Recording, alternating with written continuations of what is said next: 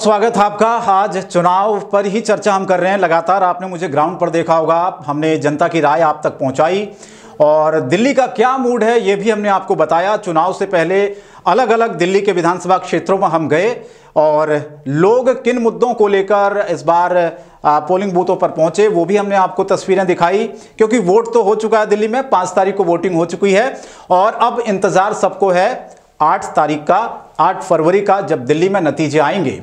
लेकिन सबसे चर्चित जो सीट रही वो नरेला की भी इस बार रही दिल्ली विधानसभा चुनाव में, क्योंकि इस सीट पर सबकी निगाहें टिकी हुई थी।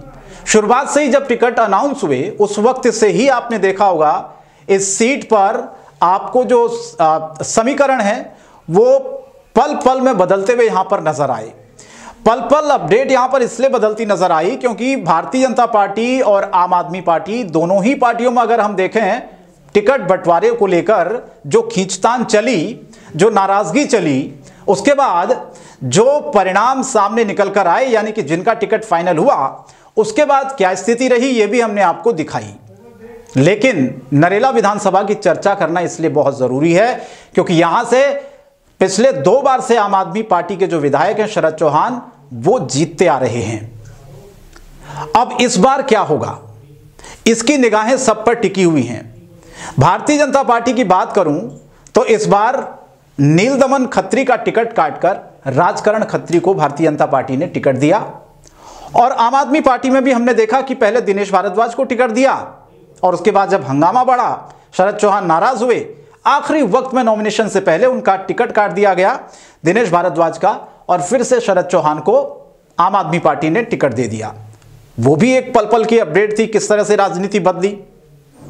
ये सबकी समझ से परे था कि आखिर नरेला में हो क्या रहा है, इसलिए सबकी निगाहें नरेला पर टिकी हुई थी कि क्या अगले पल यहां पर क्या हो जाए, किसी को अंदाजा नहीं था। क्योंकि जब नीलदमन खत्री का टिकट कटा, राजकरण खत्री को टिकट मिला, उसके बाद आपने देखा होगा किस तरह से वो पूरा सियासी घटनाक्रम रहा।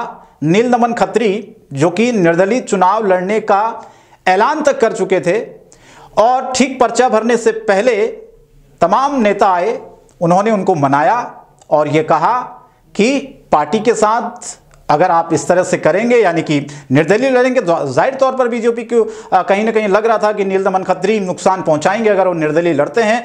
अगर नाराज भी हैं नीलदमन खत्री तो जाहिर तौर पर वो नुकसान पार्टी को ही पहुंचाएंगे। उसका सीधा सीधा फायदा आम आदमी पार्टी को मिलता हुआ नजर आ रहा था। तो आप ये देखिए किस तरह से स्ट्रेटेजी बदली पार्टियों ने। मैंने जैसे कि आपको कहा कि दिनेश भारद्वाज को पहले जब टिकट दिया गया था उस वक्त जिस तरह से शरद चौहान नाराज चल रहे थे, उसमें ये चीजें सामने निकल कर आ रही थी कि अब दिनेश भारद्वाज के लिए, यानी आम आदमी पार्टी के लिए सीट निकालना बहुत मुश्किल हो जाएगा। लेकिन आम आदमी पार्टी ने फिर से एक नया दाव चला और शरद चौहान पर ही अपना दाव लगाया, यानी कि पुराने विधायक पर। और फिर देखिए आप किस तरह से नरेला का जो सियासी समीकरण है पूरी तरह से बदल गया और एक फाइट यहां पर हमको नजर आने लगी। और फाइट किसमें? आम आदमी पार्टी और भारतीय जनता पार्टी में। क्योंकि राजकरण खत्री को इस बार पार्टी ने अपना कैंडिडेट बनाया तो जाहिर तौर पर यह एक संकेत दिया पार्टी ने कि जो लड़ाई है वो बराबर की लड़ाई इस बार रहने वाली है और इसीलिए उम्मीदवार भी टक्कर का होना चाहिए, बराबरी का होना चाहिए।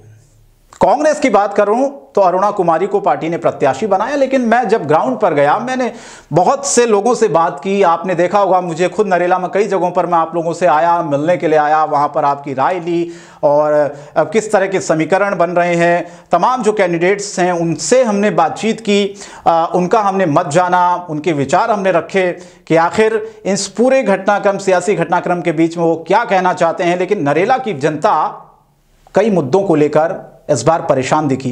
जहां तक मैंने बात की, करीब करीब 1000 से ज़्यादा लोग, जिनको ग्राउंड पर जाकर मैंने लोगों से पूछा कि पिछले 10 साल या 12 साल या 15 साल या 20 साल कितना नरेला बदला। क्योंकि सांसद तो भारतीय जनता पार्टी के हैं, विधायक आम आदमी पार्टी के हैं। अब बीजेपी यह दावा कर रही है कि दरअसल केंद्र में हमारी सरकार है तो दिल्ली में भी अगर हमारी सरकार जनता बना दे तो डबल इंजन की सरकार हो जाएगी और उस डबल इंजन की सरकार में विकास डबल होता है। तो नरेला में क्या हुआ? घटनाक्रम बदले, टिकट पहले बदले, टिकट बदलने के बाद बगावत हुई, उस बगावत को शांत किया गया, लेकिन उसका असर कितना अभी तक है या खत्म हो गया, ये जब नतीजे आएंगे आपको इसकी तस्वीर दिखेगी। क्योंकि कहा यह जा रहा था कि अंदर खाने कहीं ना कहीं नाराज तो हैं नील दमन खत्री, और जिस तरह से दिनेश भारद्वाज का टिकट कटा वो भी नाराज हैं। हालांकि वो एक मंच पर नजर आए जब अरविंद केजरीवाल नरेला में आए थे, उन्होंने एक रैली की थी। कहा यह भी गया, दावा यह भी किया जा रहा है शरद चौहान और आम आदमी पार्टी की तरफ से कि ऑल इज वेल है, कोई कहीं पर मनमुटाव नहीं है, सब कुछ ठीक है, सब लोगों ने लड़के चुनाव लड़ा है। वही चीज भारतीय जनता पार्टी कह रही है, वही चीज नील दमन खत्री कह रहे हैं कि ऑल इज वेल है, कोई नाराजगी नहीं है। राजकरण खत्री से अगर आप पूछेंगे तो वो भी यही बात कहते हैं कि छोटी मोटी चीजें चलती रहती हैं। मैंने जब उनसे बात की थी, उन्होंने खुद इस बात को कहा था हम नील दमन खत्री को मना लेंगे, आखिरकार उन्होंने मना लिया। लेकिन इसका असर कितना पड़ेगा? क्या जिस तरह से बीजेपी इस बार उम्मीद लगा रही है नरेला सीट को जीतने के लिए, लंबे समय से वो सीट नहीं जीत पाई है, इस बार वो सीट निकाल पाएगी। फाइट की अगर मैं बात करूं यहां पर नरेला सीट पर, तो आम आदमी पार्टी और भारतीय जनता पार्टी दोनों के बीच में कांटे का मुकाबला है। कांग्रेस की मैं इसलिए बात थोड़ा सा यहां पर करना भी चाहता हूं क्योंकि कांग्रेस की अगर चर्चा होती है पूरी दिल्ली में तो इस बार एक सिनेरियो निकल कर आता है कि कांग्रेस दरअसल पूरी तरह से एक्टिव नहीं थी इस चुनाव में। क्योंकि आपने देखा होगा, अगर नरेला की मैं बात करूं तो नरेला में बीजेपी के तमाम बड़े लीडर आए, उन्होंने रैली की। गृह मंत्री अमित शाह यहां पर आए, उन्होंने रैली की राजकरण खत्री के समर्थन में। योगी आदित्यनाथ भी किराड़ी आए थे, आपने देखा होगा, प्रत्याशी के समर्थन में उन्होंने रैली की।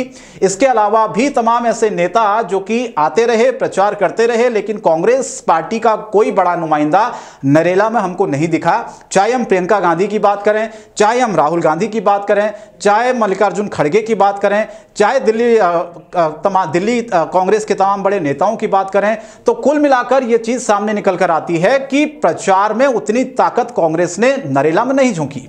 अब वजह क्या रही? क्या कांग्रेस ने पहले सरेंडर कर दिया था? क्योंकि अरुणा कुमारी, जिनसे हमारी लगातार बातचीत भी हुई, पहले मैं जब उनका इंटरव्यू कर रहा था तो मैंने उनसे पूछा कि आपके बड़े नेता कहां हैं, तो उन्होंने कहा कि अभी आएंगे, कुछ दिन और चुनाव में बचे हुए हैं, तो हमें तो कोई नेता दिखा नहीं। तो कुल मिलाकर लड़ाई जो हमने जनता से भी पूछा, हमने जहां तक आकलन किया, वो बीजेपी और आम आदमी पार्टी में यहां पर नजर आ रही है, शरद चौहान और राजकरण खत्री के बीच में। अब 19 कौन है, 20 कौन है, ये तो जनता ने तय कर दिया, अपना वोट दे दिया। 5 तारीख को, 8 तारीख को रिजल्ट आएगा, उसके बाद ये तस्वीर तय हो पाएगी। लेकिन नरेला में जो विकास के मुद्दे थे, इस बार जनता ने कहा कि विकास के मुद्दे पर वो वोट करने वाली है।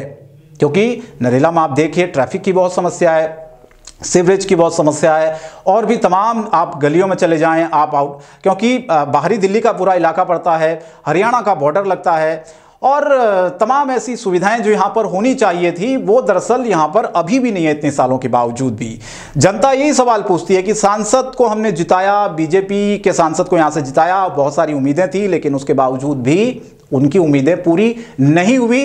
तो क्या इस बार बदलाव होगा? क्योंकि विधायक आम आदमी पार्टी के हैं, तो जनता ये भी कह रही है कि इस बार हम बदलाव के मूड में। तो बदलाव किस तरफ जाएगा? वो बीजेपी की तरफ जाएगा, कांग्रेस की तरफ जाएगा, आम आदमी पार्टी की तरफ जाएगा?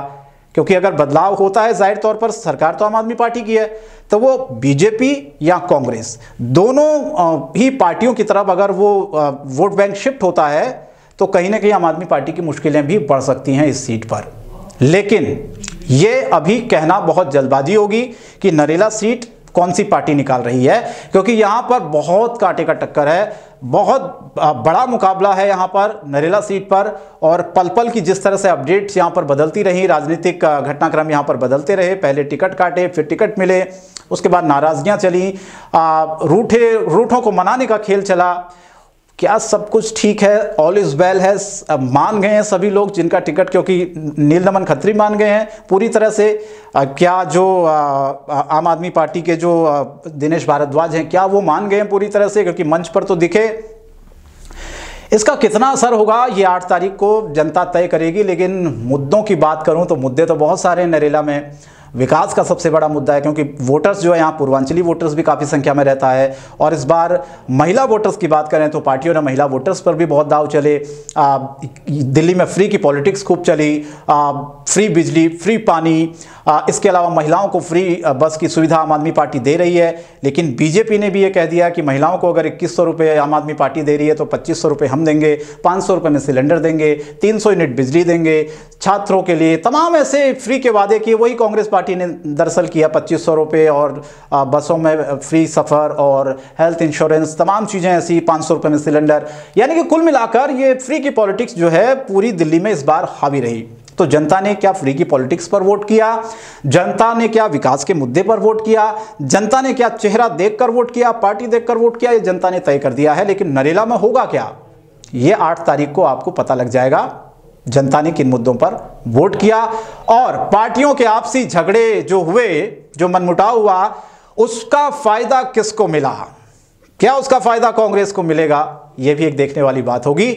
होगा क्या, हम सबको इंतजार करना चाहिए। मैं जब ग्राउंड पर गया, जिस तरह से मैंने लोगों से बातचीत की, वो मैं आपको बता रहा हूं कि लोगों ने कहा कि नरेला में दरअसल बदलाव चाहते हैं। वो इस बार बदलाव चाहते हैं। वो बदलाव किस तरफ जाएगा, ये मैं जनता पर ही छोड़ देता हूं, क्योंकि जनता जनार्दन ने फैसला कर दिया है और आपको और हम सबको 8 तारीख का इंतजार करना चाहिए।